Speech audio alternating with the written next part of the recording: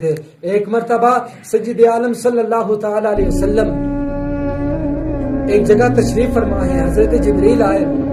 جب جبریل حضور علیہ الصلوۃ والسلام کی بارگاہ میں آئے تو میرے آقا نے دیکھا کہ حضرت جبریل کا جو چہرہ تھا اس پر کچھ غمی کے آثار نمودار تھے, پریشان لگ رہے تھے. تو میرے آقا نے حضرت جبریل سے پوچھا, جبریل پریشان لگ رہے ہو, کیا وجہ ہے؟ حضرت جبریل, یا رسول اللہ صلی اللہ علیہ وسلم, میں اللہ کے حکم سے جہنم کا معائنہ کر کے آیا ہوں, میں جہنم کو دیکھ کر آیا ہوں. تو میرے آقا نے ارشاد فرمایا, جبریل تو نے ایسا کیا جہنم میں دیکھا کہ تو اتنا پریشان ہے؟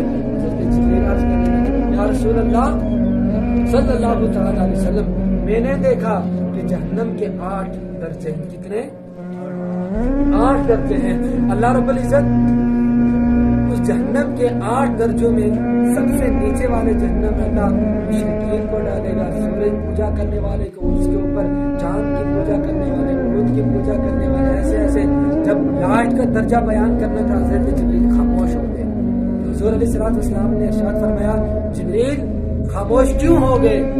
حضرت جبریل عرض کرنے لگے, یا رسول اللہ صلی اللہ تعالی علیہ وسلم, یہ آگے بیان نہیں کر سکتا. کیونکہ حضرت جبریل کو پتا تھا کہ میں نے اگر آگے بیان کر دیا کیا پتا حضور صلی اللہ تعالی علیہ وسلم کی حضور علیہ السلام نے کیا ماجرا ہوگا.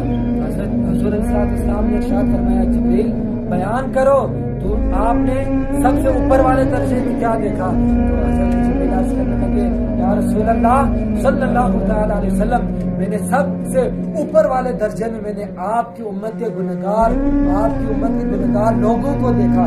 جب یہ سنا میرے آقا صلی اللہ تعالی علیہ وسلم کے چہرے رخسار مبارک کا رنگ چینج ہو گیا. میرے آقا فوراً اٹھے, اپنے حجرے خاص میں چلے گئے, اور 1 دن 2 دن 3 دن تک مسلسل اللہ رب العزت کی بارگاہ میں سجدہ ریز ہو کر اس امت کے لیے دعا کرتے رہے. پھر مسجد میں جاتے, نماز باجماعت ادا کرنے کے بعد حضور علیہ السلام اپنے حجرے میں آ جاتے اور سجدے ریز ہو کر اللہ کی بارگاہ میں اس امت کے لیے دعا کرتے, یا اللہ میری امت کو بخش دے, یا اللہ میری امت کو بخش دے. حضرت ابوبکر صدیق کو جب حضرت ابوبکر صدیق نے دیکھا, ان سے رہا نہیں گیا, وہ آئے اور آ کر دروازے پہ دستک دی, سلام عرض کیا, اندر سے کوئی جواب نہ ملا. حضرت ابوبکر صدیق واپس چلے گئے اور جا کر حضرت عمر فاروق کو عرض کی, اے عمر فاروق, میں حضور علیہ السلام کے دروازے پر گیا, میں نے سلام عرض کی, لیکن اندر سے کوئی جواب نہیں آیا, لہذا آپ جائیں اور آپ جا کر دستک دے, سلام عرض کریں, کیا پتا آپ کے سلام کا جواب آ جائے. حضرت عمر فاروق آتے ہیں, دروازے پہ دستک دیتے ہیں, سلام عرض کرتے ہیں, 3 مرتبہ سلام عرض کرتے ہیں, لیکن اندر سے کوئی جواب نہیں آتا. حضرت عمر فاروق بھی واپس آتے ہیں, وہ آ کر حضرت سلمان فارسی کو ملتے ہیں, وہ بھی آ کر جب دروازے پہ دستک دیتے ہیں, سلام عرض کرتے ہیں, لیکن اندر سے کوئی جواب نہیں ملتا. حضرت سلمان فارسی بھی واپس آتے ہیں, وہ حضرت مولا کائنات کے پاس آتے ہیں اور آ کر کہتے ہیں, یا علی, آپ جا کر دروازے پہ دستک دو, آپ جا کر سلام عرض کرو, کیا خبر آپ کے سلام کا جواب مل جائے. حضرت مرتضیٰ سنتے ہیں, اتنی بڑی بڑی شخصیات گئی, ان کے سلام کا جواب نہیں ملا, لہذا مجھے نہیں جانا چاہیے. وہ حضرت فاطمہ الزہرا کو حضور علیہ السلام کے دروازے پر بھیج دیتے ہیں. حضرت فاطمہ الزہرا آتی ہے, آ کر دروازے پہ دستک دیتی ہے, سلام عرض کرتی ہے. حضور علیہ السلام نے سلام کا جواب دیا اور دروازہ کھولا. جب حضرت فاطمہ الزہرا اندر جاتی ہے, دیکھتی ہے کہ حضور علیہ السلام کی داڑھی مبارک آنسو سے بھری ہوئی ہے. میرے آقا سجدہ ریز ہو کر اپنی امت کے لیے دعا فرما رہے ہیں, یا اللہ میری امت کو بخش دے, یا اللہ میری امت کو بخش دے.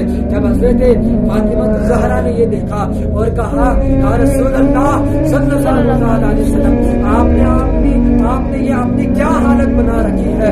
میرے میرے آقا نے ارشاد فرمایا اے بیٹی میرے پاس حضرت جبریل آئے اور آ کر کہا یا رسول اللہ اللہ رب العزت آپ کی امت کے گنہگاروں کو جہنم میں ڈالے گا، لہٰذا مجھ سے برداشت نہ ہوا، میں اللہ کی بارگاہ میں اس وقت تک سجدہ ریز ہو کر اللہ کی بارگاہ میں سوال کرتا رہوں گا جب تک اللہ رب العزت میری امت کو نہیں بخشے گا۔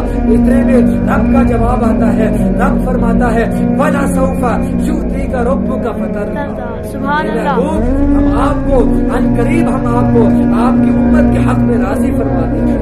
جب یہ سنا میرے آقا خوشی سے جھوم اٹھے اور جا کر اپنے صحابہ کرام میں یہ اعلان فرما دیا اور فرمایا اے میرے غلاموں میں کل قیامت کے دن اس وقت تک اللہ رب العزت کی بارگاہ میں سوال کرتا رہوں گا، اللہ رب العزت کی بارگاہ میں سوال کرتا رہوں گا، اس وقت تک میں راضی نہیں ہوں گا جب تک اللہ رب العزت میری ایک ایک امت کے گنہگار کو جہنم سے نکال کر جنت میں داخل نہ سبحان اللہ۔